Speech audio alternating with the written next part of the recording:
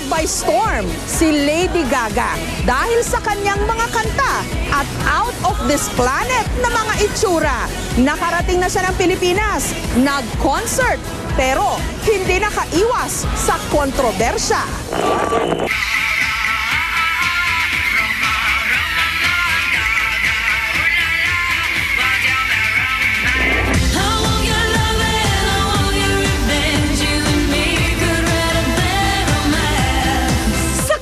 Music video, bukod sa kakaibang tunog ng kanyang mga sariling komposisyon na kanta, agaw pansin din ang kanyang mga eksena. Gaga, ulala, wild the romance. I'm beautiful in my way, this time makes no mistakes. I'm on the right track, baby, I was born this way. Madalas medyo malaswa ang suot. Right track, baby, I was born this way. Hey. Nariyang lumabas mula sa higanting itlog. Naburyong sa kulungan. Nagsuot ng mga higanting sungay. O hindi kaya, nagkabit ng kung ano-anong props at aparato sa katawan. Fashion, baby, work it. Mga sapatos na pamatayang forma. At ang kanyang buhok out of this world. Dahil talaga namang agaw pansin, pumatok. Let's do it. Lalo na sa mga bata.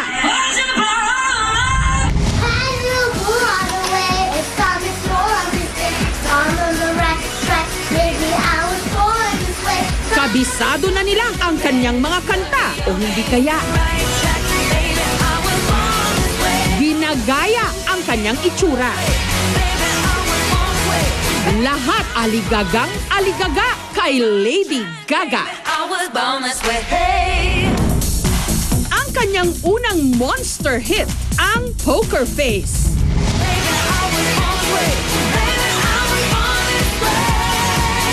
Na nasundan pa ng ilang hits, kabilang na ang medyo seryosong Born This Way.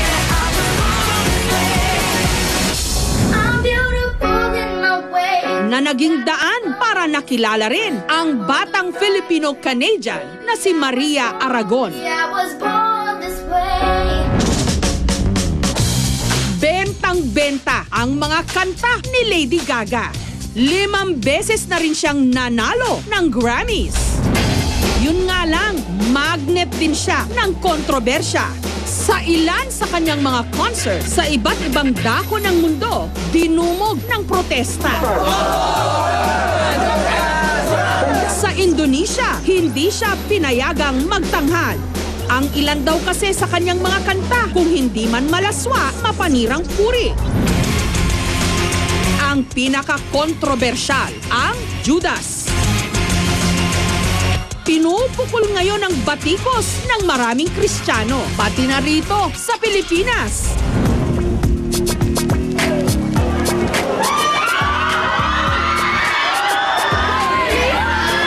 Bago pa man siya dumating.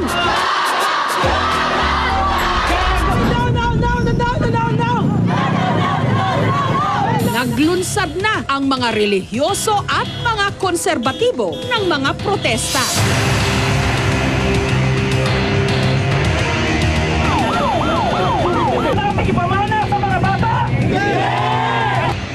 Kabilang na sa mga nag-rally ang grupong Bible Mode Youth at Christian Professional Evangelism Fellowship.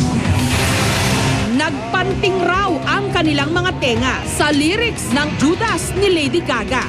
Isa raw itong pagyurak sa imahe ng Panginoong Hesukristo. Sa music video ng kantang ito, pumapel si Lady Gaga bilang si Maria Magdalena. Yung kanyang mga awitin po ay talagang niyurakan yung dangal at kabanalan ng aming sinasambang Diyos, ang Panginoong Hesukristo. Pero ang sabi doon sa kantang yan, pati po si Judas ay pupunasan niya yung paa ng kanyang buhok. So ano pong ibig sabihin nito? Is this artistic expression na may ethics na ginagamit? Wala po eh. This is an insult. This is a mockery of our faith as believers of Jesus Christ. Kahit sino naman po sigurong tao, pag tinapaktapakan, yunurakan yung pagkatao, magagalit eh. How much more kami na naging sentro ng pamumuhay namin, yung Panginoon, babastusin lang. Paliwanag naman ang kanyang kampo. Creative expression lang daw ang mga linya. Nagpapahayag ng madalas na pagtatalo sa kalooban ng karaniwang tao sa pagitan ng mabuti at ng masama. At ang Judas daw na itinuturing ni Lady Gaga sa kantang ito patungkol sa lalaking hindi dapat mahalin. Kung tutuusin, laking Catholic school si Lady Gaga o Stephanie Joanne Angelina Germanotta. Nakuha raw niya ang bansag na Lady Gaga mula sa sikat na kantang Radio Gaga ng bandang Queen. Bagamat nakaririwasa ang kanilang pamilya sa Upper West Side ng New York, nagmula raw si Lady Gaga sa mahirap na angkan na may lahing Italian, French, Canadian. May isa pa siyang nakababatang kapatid. Pero wa-epek ang lahat ng ito sa mga nagpoprotesta dito sa Pilipinas. Ang tingin nila kay Lady Gaga, kampon ni Satanas.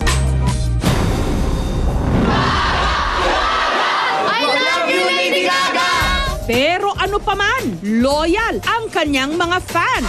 Mga little monsters kung tawagin. Dahil ang turing daw nila sa sikat na mga awit, the Mother Monster. For me, it's all about pop. It's all about art. Not literally, yung pong kinanta niya, yun po talaga yung meaning. Kaya sana po yung nag-aaral po ng Bible, hindi po nila alam yung mismong meaning yung sinasabi ni Gaga. Further, mag-aral pa po sila. Hindi naman po porque kinanta niya yun. Masyado manghusga po sa ating kapwa po. At para makumpleto na ang pamilya ni Mother Monster, meet Prince, aka Father Monster. Ang 15 anyos na freelance model na si Prince, certified Gaga fanatic. Roma, Roma, ma, Gaga, ooh la la, what's your bad romance? Roma, Roma, ma, Gaga. Aminadong chick boy si Prince. Kaya nga raw, sapul siya sa kantang Bad Romance ni Lady Gaga na naging mitya raw ng kanyang pagkahumaling sa pop star diva. Roma, Roma, ma, Gaga, ooh la la, what's your bad romance? Kaya kahit totoong barako raw si Prince, pumuporma na rin siya ngayong ala Lady Gaga. Mula sa headdress hanggang damit. Talaga na-enjoy ko lang yung music niya. Pero nung lumabas yung Born This Way, tsaka nung nakita ko yung mga karanasan niya, yung buhay niya dati, so na-inspire ako. Hello, my name is Lady Gaga. Kahit marami ang kontra at tumutuligsa kay Lady Gaga, hindi pa rin matatawaran ang kanyang impluensya. Katunayan, isa siya sa the most influential people in the world ng Time Magazine. Kabilang din sa listahan ng most charitable celebrity ng DoSomething.org. Dahil sa kanyang pagkakawang gawa sa Haiti at sa Japan matapos ang mga mapanirang lindol at tsunami doon. Aktibo rin siya sa pagtulong sa pagsugpo sa HIV at AIDS. Itinuturing din siyang gay icon. Go, ho, go, ho! Thank you. May sariling foundation, ang Born This Way Foundation, na nakafocus sa youth empowerment.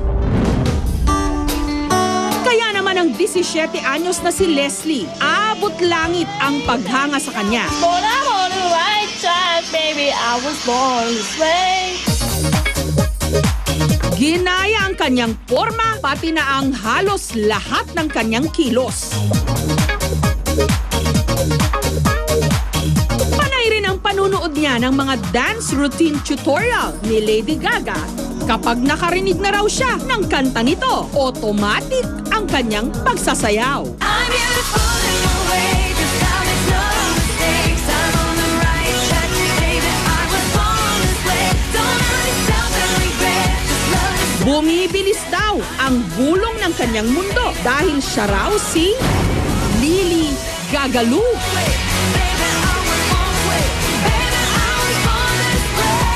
Kasi ang angas ng mga moves niya. Gaga moves talaga. Gagang-gaga siya talaga. Pero hindi pabor ang nanay ni Leslie sa nakahiligan ng kanyang anak. Madalas raw silang magbangayan. Performance niya kasi minsan may mga level talagang siyang parang may mga sexy scenes na parang more on sa parang may bed scenes yung mga lalaking kasayaw niya. Yun ayaw ko kasi baka magaya niya. Kabilin-bilinan niya sa anak, wag na wag pupunta sa concert ni Lady Gaga. Kaya si Leslie, tinutukan na lang ang telebisyon. Umiyak. Kasi hindi ako nakapunta. Tapos yung ibang katext ko na Little Monsters, pumunta sila at naiinggit ako. 5, 6, 7, go! Gaga, ulala, why drop that romance? Ang laksa-laksang fans ni Lady Gaga, harangan man ng sibat, dumagsa pa rin nung Lunes para panuorin ang kanilang idolo. Sa labas ng concert venue, nagkalat na ang mga Gaga look-alike. Patalbugan ang outfit. Parang napaaga ang Halloween. Yes, I'm very excited. I'm so excited for Lady Gaga. We love Lady Gaga! Si Prince at ang kanyang mirror suit. Siyempre excited, tsaka medyo kinakabahan kasi medyo mabigat yung costume ko. Tingin ko, kapag hindi ito umabot, talagang huhubarin ko na lang. Nung sumapit ang oras na pinakahinintay ng lahat, dumagundong pila ang buong kamay nilaan.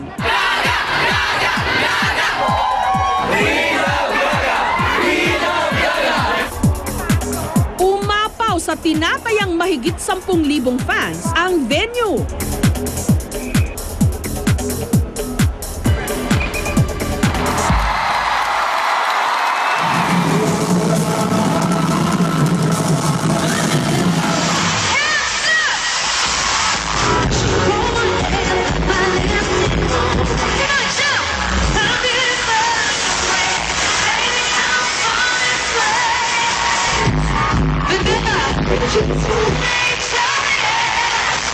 Sa isang bahagi ng concert, naging emosyonal pa si Lady Gaga. I'm also like a little bit jet lagged, so if I start crying or anything, it's only because I've been traveling a lot. But I just feel like, so many people have been protesting, and it really doesn't bother me truly because I know that there has to be change. Samantala, habang kainitan ng concert, tuloy rin ang paglalamay ng mga nagpoprotesta. Tayo po ay gumawa ng milagro ng himala, Panginoon, sa buhay ni Lady Gaga. Amen! Ayaw namin sa gestures niya, sa mga lyrics na inaawit niya. Ayaw namin doon, lalo na yung pananamit niya kasi naka-half naked siya. Hindi maganda lalo na sa mata ng kabataan. Makalipas ang halos 2 oras, natapos na ang unang gabi ng concert. Ang fans hindi magkamayaw sa saya. That was good, ganda. That was the best experience of my life. We love Lady Gaga. Woo! Haggard, but it was the greatest party ever. Oh my God. Okay. Ayun, medyo haggard yung costume ko, tinanggal ko na. Talon lang. Actually, naiyak ako.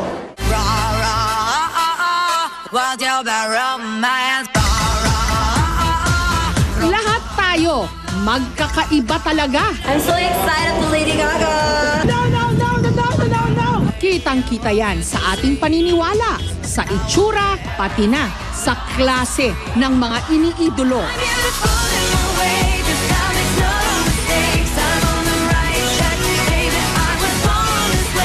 Pero hindi man tayo pare-pareho. Dapat matutong magkasundo at huwag mawalan ng respeto para sa isa't isa. Yan ang tunay na demokrasya.